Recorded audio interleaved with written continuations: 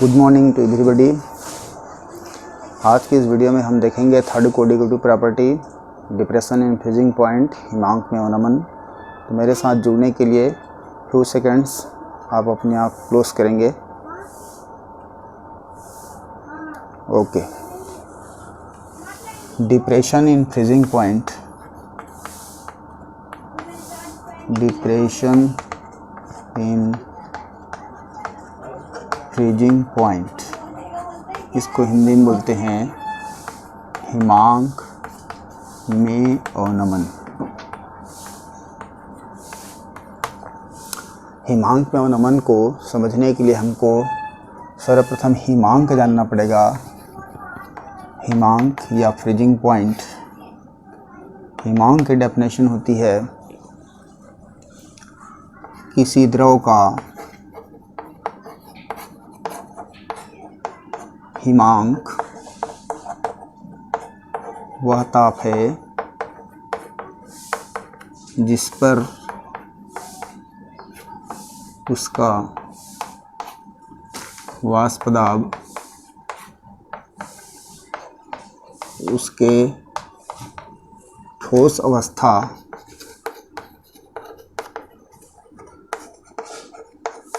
के वाष्प दाब के बराबर हो जाता है,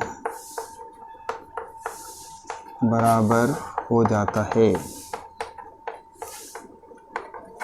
means freezing point of a liquid is a temperature at which its vapor pressure becomes equal to the vapor pressure of its solid state। अब हम देखेंगे हिमांक में अवनमन, depression in freezing point. Depression in freezing point, इस concept को थोड़ा समझते हैं। जब हम किसी विलयन के हिमांक ताप और वेपर प्रेशर के बीच जब ग्राफ खींचते हैं तो ये मान लो 1 atm प्रेशर है,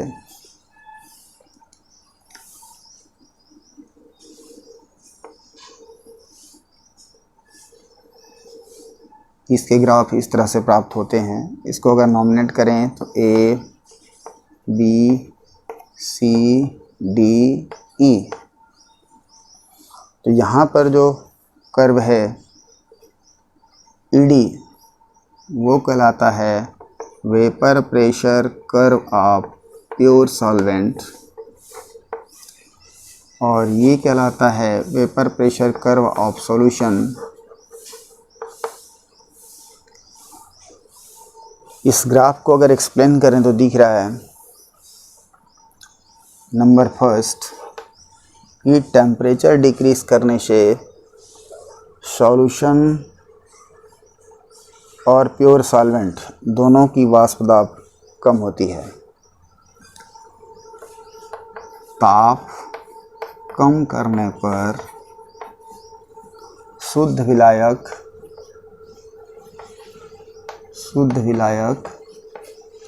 एवं विलयन दोनों की वाष्प दाब कम होती है। दूसरा पॉइंट देखें, यहाँ से लेकर यहाँ तक कि ये जो वक्र CD है, वक्र B की बात करें तो वक्र ED हमेशा B से ऊपर है, जो इस बात को बता रहा है कि हर ताप पर विलायक का वाष्प दाब विलयन की वाष्प दाब से अधिक होता है। इसको लिखेंगे तो हो जाएगा प्रत्येक ताप पर शुद्ध विलायक का वाष्प दाब, शुद्ध विलायक का वाष्प दाब उसके विलयन के वाष्प दाब के बराबर विलयन से अधिक होता है। अधिक होता है। तीसरा देखें, यदि हम यहाँ से बिंदु ई से अगर टेम्परेचर एक्सिस पर एक लंब गिराएं जो कि ताप अक्ष को TF0 पर काट रही है, ताप अक्ष को TF0 पर काट रही है, और अगर बिंदु B से ताप अक्ष पर लंब गिराएं तो ताप अक्ष को TF पर काट रही है। अर्थात यहाँ से देखते हैं, बिंदु D पर शुद्ध विलायक में दो प्रवस्थाएं हैं, एक प्रवस्था द्रव की, दूसरा वाष्प की। जैसे जैसे टेम्परेचर डाउन कर रहे हैं, टेम्परेचर डाउन करने से लिक्विड स्टेट, वेपर स्टेट क्या हो रहा है कि साम्यावस्था बदल रही है, और जैसे ही बिंदु ई आता है, बिंदु ई पर द्रव की वाष्प दाब उसके ठोस अवस्था की वाष्प दाब के बराबर हो जाता है। अर्थात बिंदु ई पर यह शुद्ध विलायक ठोस में जमना शुरू करता है। इसलिए बिंदु ई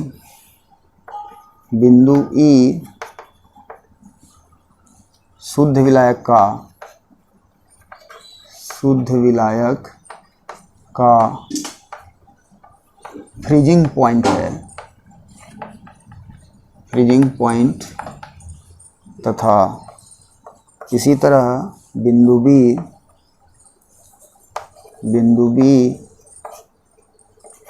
विलयन का फ्रीजिंग पॉइंट दिखा रहा है। फ्रीजिंग पॉइंट मतलब फ्रीजिंग पॉइंट क्या होगी यहाँ पे, किसी लिक्विड का फ्रीजिंग पॉइंट वह टेम्परेचर है जिस पर कोई द्रव ठोस में बदलना चालू करता है। नंबर 4, बिंदु ई के करेस्पॉन्ड, पॉइंट ई के करेस्पॉन्ड के संगत टेम्परेचर एक्सिस पर लंब रेखा पॉइंट TF0 पर मिलती है। इसलिए यह शुद्ध विलायक का हिमांक ताप है, और इसी तरह TF विलयन का हिमांक ताप है। मतलब एक शुद्ध विलायक बिंदु ई पर मतलब TF0 पर फ्रीज होना स्टार्ट हो रहा था। जब इस विलायक पर किसी विलेय या शुद्धि मिलाया गया तो वह अब बिंदु B पर ठोस में जमना चालू हो रहा है। अर्थात पहले इस पॉइंट पर था, अब इतना हो गया। तो इन दोनों टेम्परेचर का जो डिफरेंस होगा TF0 minus TF is equal to कहलाता है डेल TF।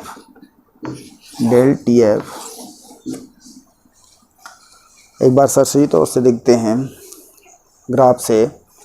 वक्र CD प्योर सॉल्वेंट का वेपर प्रेशर कर्व है, वक्र BE सॉल्यूशन का वेपर प्रेशर कर्व है।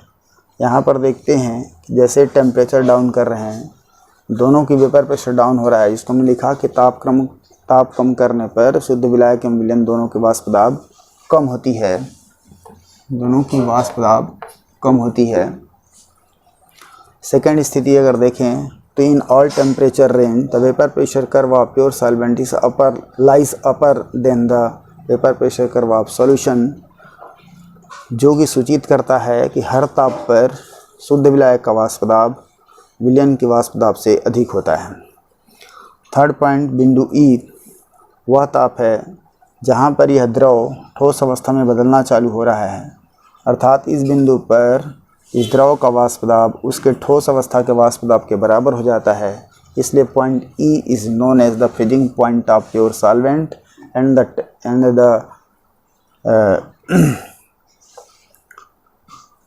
पॉइंट डी के करस्पॉन्ड जो TF0 मिल रहा है वो कहलाता है freezing point temperature of pure solvent.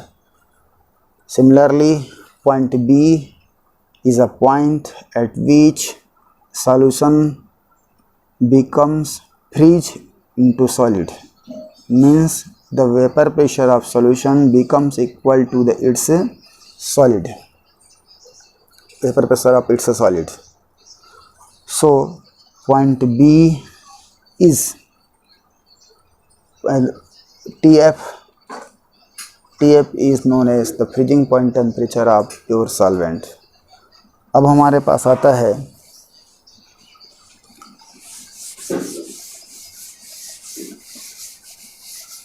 हम freezing depression in freezing point को अगर डिफाइन करना चाहें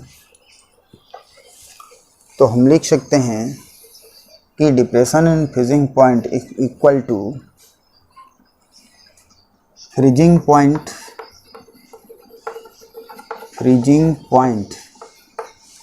of pure solvent minus freezing point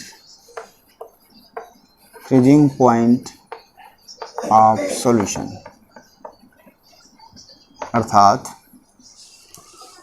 किसी विलयन का फ्रीजिंग पॉइंट टेम्परेचर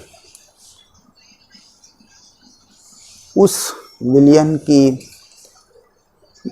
विलयन में शुद्ध विलायक के फ्रीजिंग पॉइंट और विलयन के फ्रीजिंग पॉइंट में अंतर के बराबर होता है। Means depression is the freezing point is the difference between the freezing point of pure solvent and the solution. ये हो गई डिप्रेशन इन फ्रीजिंग पॉइंट। यहाँ पर हमको जानना है इसकी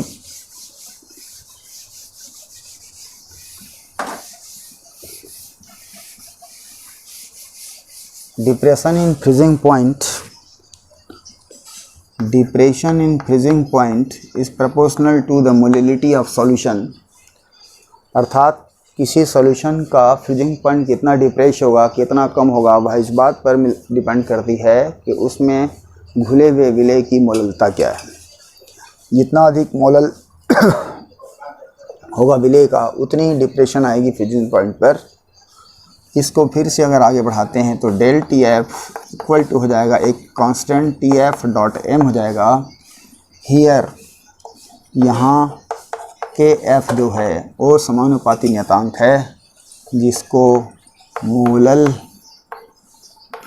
हिमांक अवनमन स्थिरांक कहते हैं।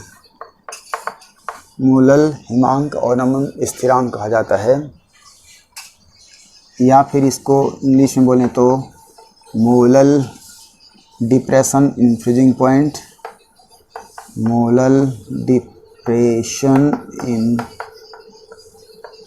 Freezing point. एंड एक और नाम है इसको कहा जाता है क्रायोस्कोपिक कांस्टेंट। क्रायोस्कोपिक कांस्टेंट कहा जाता है। अब हम क्रायोस्कोपिक कांस्टेंट को डिफाइन करना चाहते हैं तो ये हो जाएगा हमारे पास if m is equal to 1 then this is equation will become del TF is equal to KF। ये बता रहा है कि किसी विलयन का मोलल हिमांक अवनमन स्थिरांक हिमांक में अवनमन के बराबर होता है जिस विलयन की मोललता इकाई होती है। एक बार फिर से देखते हैं किसी विलयन का हिमांक अवनमन स्थिरांक उस विलयन की हिमांक में अवनमन के बराबर होता है जिसकी मोललता इकाई होती है। यहाँ डेफिनेशन के रूप में अगर लिखें तो हो जाएगा किसी विलयन की हिमांक में अवनमन किसी विलयन की मोलल हिमांक स्थिरांक मीन्स कैफ उस विलयन की हिमांक में अवनमन के बराबर होता है जिसकी मोललता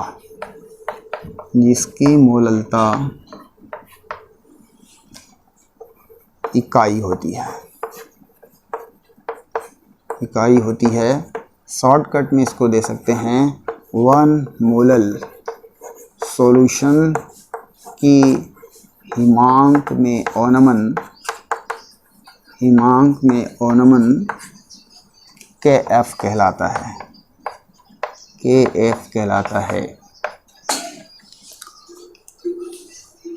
मतलब cryoscopic constant of a solution is equal to the depression in freezing point of that solution whose molality is 1.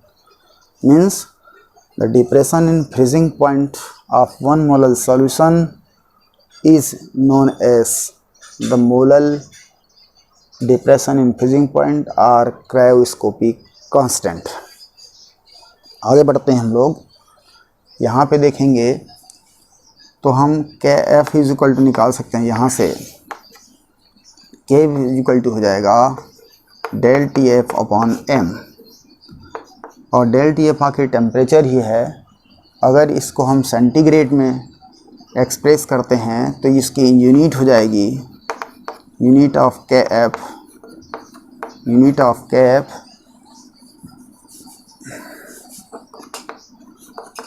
ये हो जाएगा ताप की इकाई, जो कि क्या होगा डिग्री सेल्सियस हो जाएगा। इसको डिग्री सेल्सियस अपॉन क्या हो जाएगी मोलेलिटी। अगर ताप को केल्विन में एक्सप्रेस करते हैं तब ये हो जाएगा केल्विन अपॉन मोलेलिटी, और अगर मोलेलिटी को केजी पर मोल में एक्सप्रेस करते हैं तो इसकी यूनिट हो जाएगी केल्विन केजी पर मोल। ध्यान रखिएगा, हम केफ की यूनिट को 3 तरह से एक्सप्रेस कर सकते हैं। यहाँ से आ रहा है ये टेम्परेचर है, ये मोलिलिटी है, इसे टेम्परेचर की यूनिट रखेंगे, यहाँ पर मोलिलिटी की यूनिट रखेंगे। अगर टेम्परेचर को सेंटीग्रेड पर एक्सप्रेस करते हैं तो इसकी यूनिट क्या जाएगी सेंटीग्रेड अपॉन मोलिलिटी हो जाएगा। अगर इस टेम्परेचर को एब्सोल्यूट केल्विन टेम्परेचर पे शो करते हैं तो केल्विन अपॉन मोलिलिटी हो जाएगी। और अगर मोलिलिटी को हम किलो केजी पर मोल में अगर एक्सप्रेस करते हैं तो कैफ की यूनिट हो जाएगी केल्विन केजी पर मोल हो जाएगा। अब हम आते हैं डिटर्मिनेशन ऑफ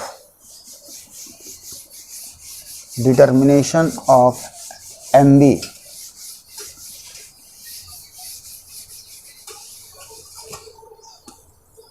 डिटर्मिनेशन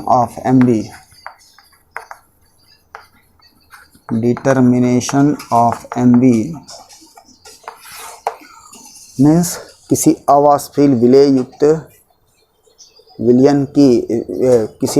विलेय की आणविक द्रव्यमान ज्ञात करना। यहाँ पर हम देखते हैं कि हम जानते हैं del TF प्रोपोर्शनल टू होता है M, del TF is equal to होता है KF dot M, since molality M is equal to होता है WB अपॉन MB इंटू हो जाता है WA। ये अगर केजी में एक्सप्रेस रहेगा तो ऐसा हो जाएगा, और अगर यदि विलायक का भार अगर ग्राम में एक्सप्रेस होगा तो यहाँ पे हो जाएगी WB इंटू 1000 अपॉन हो जाएगा MB इंटू WA, ये रहेगा ग्राम में। यहाँ ध्यान रखना है, क्योंकि ग्राम को किलोग्राम में कन्वर्ट करने के लिए 1000 एंट्री होती है यहाँ पे। अब हम इस वैल्यू को अगर यहाँ रखते हैं, ये जाएगा del TF is equal to KF into MB 100 नहीं sorry WB upon 1000 MB into WA in gram. हमको निकालना है MB, तो MB इज इक्वल टू हो जाएगा KF into WB into 1000 upon del TF into WA in gram, ये हो जाएगा। और अगर मान लो इसको और लेते हैं, MB इज इक्वल टू ऐसा भी लिख सकते हैं KF into WB into 1000 WB upon del TF into WA, पर यहाँ पर इसकी मास kg में रहेगा। इस तरह से हमारे पास MB कैलकुलेट करने की दो फार्मूला आती है। फिर से आपके ध्यान खींचना चाहूँगा कि इस टाइप के फार्मूला उस विलयन की हिमांक में अवनमन को डिटरमाइन करने में यूज़ होता है, जिसकी 3 शर्त मैंने पिछले वीडियो में आपको बताया था। पहला क्या होना चाहिए, सॉल्यूट को अवाष्पशील होना चाहिए, सॉल्यूट को अवाष्पशील हो, सॉल्यूट अवाष्पशील हो। दूसरा विलयन तनु हो, और तीसरा विलायक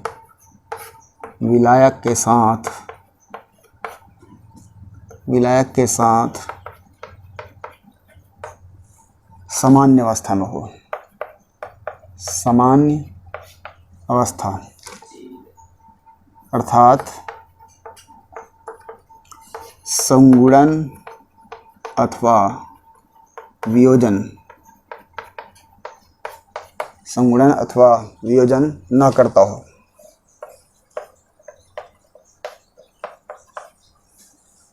तभी 3 परिस्थितियों में लागू होता है।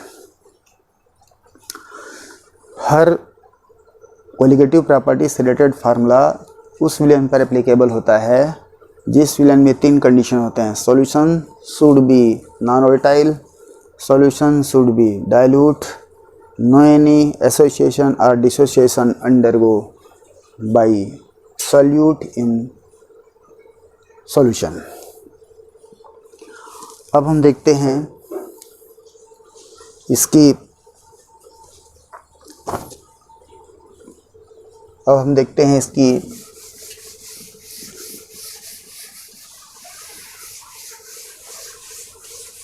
कुछ यूज़ देखते हैं, application of depression in freezing point, depression in freezing point.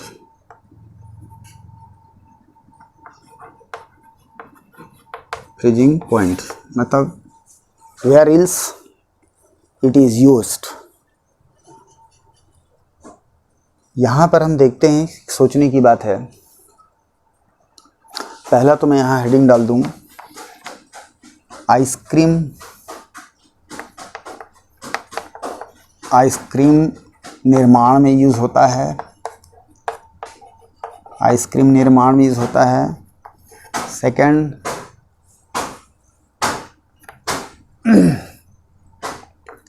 Road से बर्फ हटाने में यूज़ होता है, हटाने में।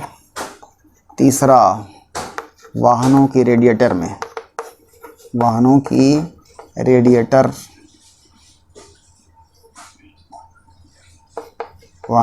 रेडिएटर में एंटी फ्रीज के रूप में, एंटी फ्रीजर के रूप में।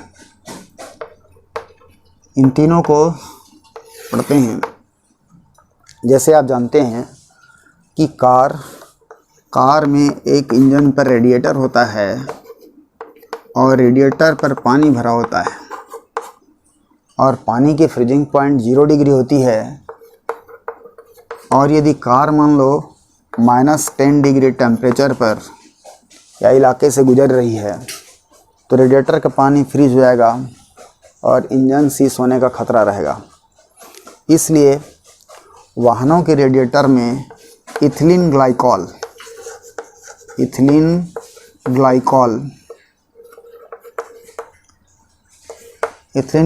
मिलाते हैं, जो कि क्या करती है, एंटी फ्रीजर का काम करती है। एंटी फ्रीजर का अर्थात 0 डिग्री पर भी वह रेडिएटर की पानी को आइस में फ्रीज होने नहीं देती। यहाँ पर इसका पॉपुलर नेम होता है, कूलेंट के रूप में होता है। कूलेंट के रूप में यूज़ होता है। चूँकि हम जानते हैं पानी शुद्ध पानी भरा है रेडिएटर में, 0 डिग्री पर फ्रीज हो जाएगा, लेकिन अगर उस पर इथिलीन ग्लाइकॉल मिलाते हैं अशुद्धि के रूप में तो उसकी फ्रीजिंग पॉइंट पहले से घट जाती है और इसीलिए कार इस लो टेम्परेचर रीजन पर भी बड़ी आसानी से चलाई जा सकती है। दूसरा देखते हैं हम लोग, रोड से बर्फ़ हटाने में आप कल्पना करो, हिमाचल के क्षेत्रों में ऐसे क्षेत्रों की कल्पना करते हैं जहां पर आए दिन बर्फ़ गिरते रहती है, तो रोड पर बर्फ़ जम जाती है, तो बर्फ़ से लदी हुई रोड के ऊपर आवागमन करना आसान नहीं होता, दुर्घटना की संभावना रहती है। इसलिए वहाँ की नगर प्रशासन का दायित्व होता है उस बर्फ़ को हटाना। कल्पना करें अगर उस बर्फ़ को हम किसी मैकेनिकल मशीन से अगर हटाना चाहें तो चूँकि कंटिन्यू बर्फ़बारी होते रहता है, इसलिए एक तरफ हटाते जाएंगे, दूसरी तरफ फिर से जमता जाएगा और हम परमानेंटली हटा नहीं सकते, साथ ही साथ उसको बहुत ज़्यादा कास्ट आएगा। इसलिए डिप्रेशन एंड फ्रीजिंग पॉइंट को यूज़ करके क्या की जाती है, रोड पर सॉल्ट की स्प्रे की जाती, सॉल्ट की सॉल्यूशन का स्प्रे किया जाता है। और तो यहाँ पर क्या होगी कि जैसे ही आइस पर जब सॉल्ट मिलाई जाती है तो ये कहलाता है, जब किसी आइस में सॉल्ट मिलाया जाता है तो जो बनता है मिक्सचर वो आइस मिक्सचर कहलाता है। इस मिक्सचर की विशेषता है कि यह द्रव अवस्था 0 डिग्री से कम ताप पर भी द्रव अवस्था में रहती है, कम ताप पर द्रव अवस्था में रहती है। तो यहाँ पर अगर रोड में बर्फ़ पड़ा है जिसकी टेम्परेचर 0 डिग्री है, यदि उस पर सॉल्ट सॉल्यूशन स्प्रे करेंगे तो सॉल्ट सॉल्यूशन जैसे ही आइस के कांटेक्ट में आएगा वो आइस के फ्रीजिंग पॉइंट को डाउन कर देता है, और डाउन करने की वजह से जो 0 डिग्री पर पिघल रहा था 0 से -, डिग्री पर पिघलेगा, और चूँकि वहाँ पर टेम्परेचर उतना नहीं है इसलिए उस ताप पर क्या होती है, रोड में लदा हुआ बर्फ़ पिघलने लगती है और हम रोड से आइस को हटा सकते हैं। तीसरा है आइसक्रीम निर्माण में। यह भी हमारे मन में कई बार क्वेश्चन उठा होगा, जब हम कुल्फ़ी ठेला वाले के पास जाते हैं और देखते हैं कि कुल्फ़ी वाला एक द्रव से भरे हुए चैम्बर में कुल्फ़ी के सांचे पर कुल्फ़ी का मटेरियल डाल के रखता है और वो थोड़ी देर में सॉलिड हो जाता है, और हमारे दिमाग में रहता है कि सबसे कम टेम्परेचर किसकी होती है, आइस का होता है। सबसे कम टेम्परेचर आइस का होता है, ये हमारा जनरल दिमाग में रहता है।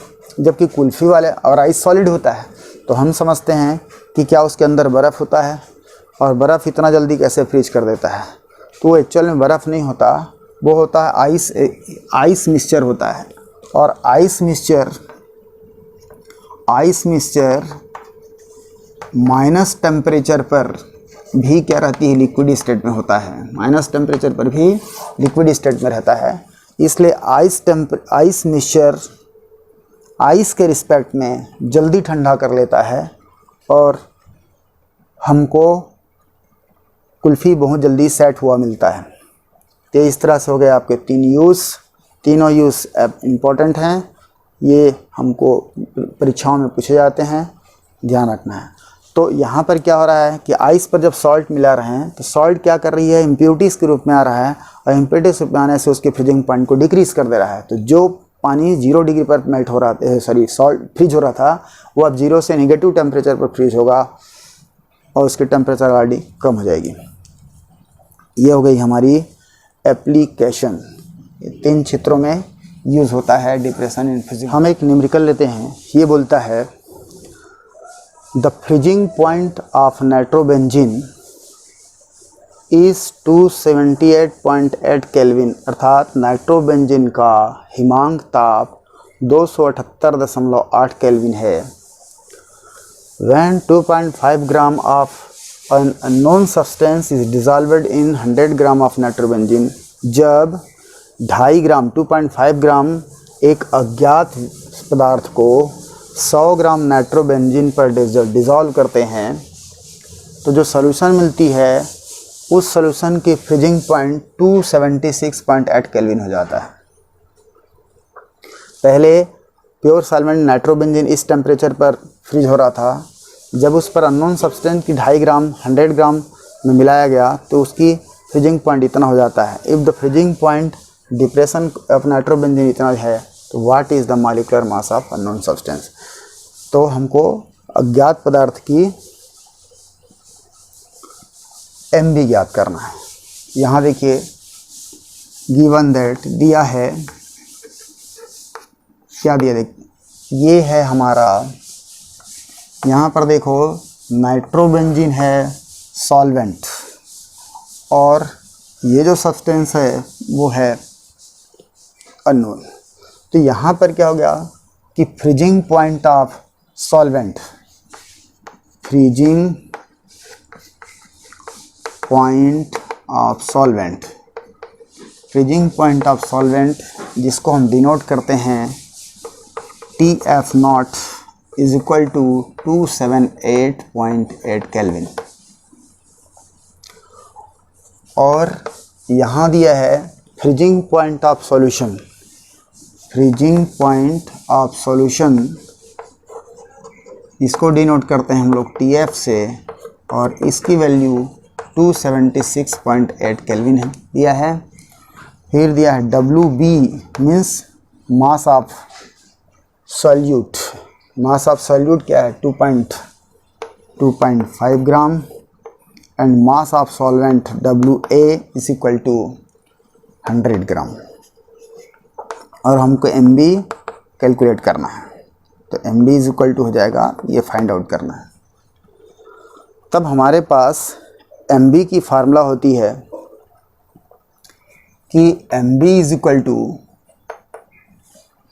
होता है KF, यहाँ पर KF भी दिया है, KF is equal to 8.0 kelvin kg पर मोल। तो MB is equal to KF WB into 1000 upon हो जाता है डेल TF इंटू WA। यहाँ फिर बता चुका हूँ मैं कि अगर हम यहाँ पर देखो ग्राम में दिया है 100 ग्राम बोला है, तो 100 ग्राम है इसलिए हमको वेट केजी में कन्वर्ट करने के 1000 का इंटू करना पड़ेगा यहाँ पे। या तो ऐसा कर सकते हैं या फिर इस 100 ग्राम को यहीं पर केजी में कन्वर्ट करेंगे तो यहाँ से 1000 डिसअपियर करना पड़ेगा। अब यहाँ पर वैल्यू अगर पुट करते हैं हम लोग तो MB इज इक्वल टू हो जाएगा, पहले हमको निकालना पड़ेगा डेल TF। तो यहाँ पे देखो del TF is equal to होता है TF0 माइनस TF, और यहाँ TF0 है 278.8 केल्विन माइनस 276.8 केल्विन। जब इसको माइनस करेंगे तो अपने को मिलेगा 2 kelvin, del TF is equal to 2 kelvin मिलेगा। और इस वैल्यू को अगर रखते हैं तो KF की वैल्यू दिया है 8, WB यहाँ पर हमारे पास 2.5 1000 अपॉन डेल TF आया है 2 इंटू WA है 100 ग्राम। WA है 100 ग्राम। जब इसको सॉल्व करते हैं यहाँ पर ये 2 0 कट जाएगा, 2 1 जा 2 5 और यहाँ से जाएगा 40 इंटू 2 5, ये इज इक्वल टू हो जाएगा ये इतना, MB is equal to 100 gram, MB is equal to 100, अर्थात उस अननोन सब्सटेंस का मॉलिक्यूलर वेट 100 ग्राम आता है। यहाँ देखिए क्या बोला था, ये फिर से एक बार सरसरी तौर पे देखते हैं कि नाइट्रोबेंजीन का फ्रीजिंग पॉइंट इतना दिया है। यहाँ पर नाइट्रोबेंजीन सॉल्वेंट के रूप में है, सॉल्वेंट के रूप में है, और ये अननोन सब्सटेंस जो है वो सॉल्यूट के रूप में है। तो विले का फ्रीजिंग पॉइंट यहाँ दिया है, जिसको इससे डिनोट करते हैं 278.8 केल्विन, और यहाँ पर जो बनता है सॉल्यूशन उसका फ्रीजिंग पॉइंट दिया है 276.8 केल्विन। तो यहाँ पर हमें दूसरा दिया है 2.5 ग्राम, ये क्या है आपका WB, 100 ग्राम है WA, और MB कैलकुलेट करना है। कैफ अपने को दिया है, यहाँ पे वैल्यू रखे हमने, MB is equal to KF WB 1000 del TF into WA, MB is equal to 8, MB is equal to KF के स्थान पे 8 रखा, WB 2.5 1000, यहाँ डेल TF 2 आया। डेल TF की वैल्यू होती है del T naught minus TF, TF naught minus TF होता है। TF naught is given here this and this, यहाँ क्या आया 2 केल्विन, इसको रख दिए। यहाँ इसको जब सॉल्व करते हैं तो MB is equal to 100 gram आता है। इस तरह से हम एक और प्रश्न देखते हैं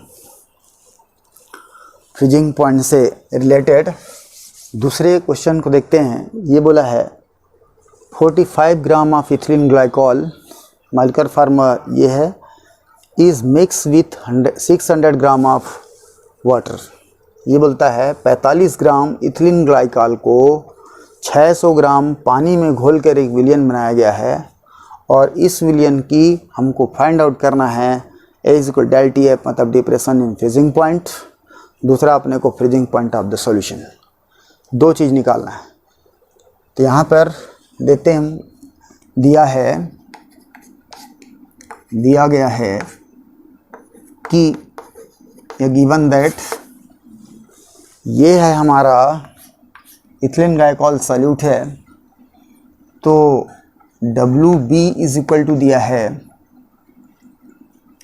45 ग्राम, और ये है हमारा WA इज इक्वल टू 600 ग्राम, और KF इज इक्वल टू दिया है 1.86 kg पर मोल। और यहाँ पर MB की value, molecular mass of glycol अगर निकालें तो हो जाएगा 24 plus 6 plus 32 is equal to 62 gram. ये है 62 ग्राम इथिलीन ग्लाइकॉल का मॉलिक्यूलर वेट है। अब हमको निकालना है सबसे पहले डेल TF। तो डेल TF की फार्मूला होती है del TF is equal to, यहाँ फिर से देख लो, सॉल्वेंट को ग्राम में दिया है तो आप ग्राम वाली फार्मूला लगाएंगे, या फिर आप इसको किलोग्राम में कन्वर्ट करेंगे। तो हम कन्वर्ट नहीं कर रहे हैं, सीधा ग्राम वाली फार्मूला लगा रहे हैं। यह हो जाता है KF इंटू हो जाता है WB इंटू हो जाएगा 1000 अपॉन यहाँ आता है MB इंटू WA। यहाँ से अगर वैल्यू रखा जाए तो KF की वैल्यू दिया है 1.86, WB है 45 इंटू हो जाएगा 1000 अपॉन MB 62, फिर हो जाएगा WA 600। जब हम इसको सॉल्व करें, ये कटा, यहाँ से अगर देखें 6 1 6, ये हो जाएगा 0.3 और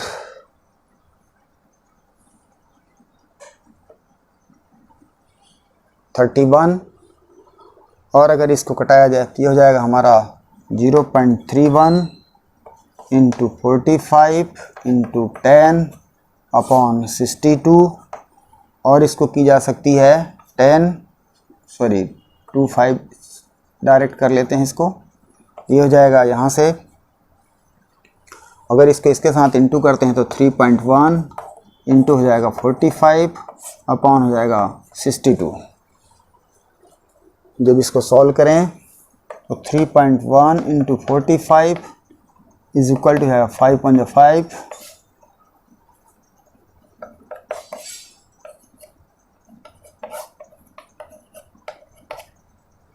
139.5 अपॉन 62, 139.62, और इसको अगर सॉल्व किया जाए तो 2.25 केल्विन मिलेगा। ये हो गया हमारा पहला, क्योंकि ΔTF अर्थात 45 ग्राम इथीलिन ग्लाइकॉल को 600 ग्राम वाटर में अगर डिज़ोल्व करते हैं तो उसका जो फ्रीजिंग पॉइंट है वो 2.25 केल्विन डिप्रेस हो जाएगा, कम हो जाएगा। सेकंड पूछा है अपने को फ्रीजिंग पॉइंट ऑफ सॉल्यूशन, यहाँ बी हो जाएगा फ्रीजिंग पॉइंट ऑफ सॉल्यूशन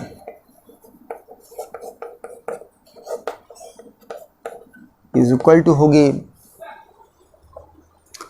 कि इसका एक्चुअल जो फ्रीजिंग पॉइंट है, वाटर यहाँ पर सॉल्वेंट है, वाटर सॉल्वेंट है, तो वाटर का एक्चुअल में जो फ्रीजिंग पॉइंट होती है वो 273 केल्विन होता है, और यहाँ पर इसमें माइनस हो जा रहा है 2.25 केल्विन। जब इसको माइनस किया जाएगा तो 273 माइनस 0 कर सकते हैं, 2.25, यहाँ 5 7 0 270.75 केल्विन। ये हो जाएगा हमारा फ्रीजिंग पॉइंट ऑफ, मतलब TF इज इक्वल टू हो जाएगा 270.75 केल्विन। इस तरह से हम अन्य प्रश्नों पर प्रैक्टिस करके अपनी न्यूमेरिकल स्किल को बढ़ा सकते हैं। मैं यहाँ पर सभी एग्जाम्पल्स नहीं ले सकता समय के अभाव की वजह से, इसलिए आप लोग अपने साथ प्रैक्टिस करिए। इस वीडियो में इतना ही।